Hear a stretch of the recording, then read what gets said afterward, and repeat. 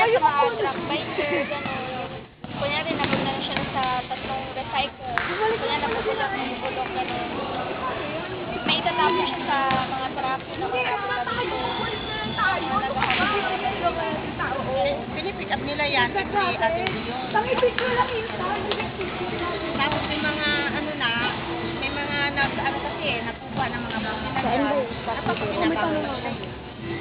Sa iba na susunda na ano na nila yung na ipapatupad na. Pero yung iba parang mahirap. Na hindi pa dito po sa palangay natin, meron tayong mga street sweeper. Ano po ba yung may tutulong nun, di ba? Dun daw. Street sweeper. Kasi iba kung minsan na, ano yung mga iba parang sinatapat na.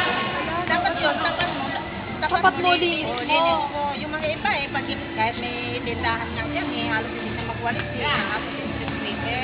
Nay, di ba po yung street sweeper, ano yan, by scheduling yan, yung paglilinis nila? Hindi, everyday yan. Everyday po yun.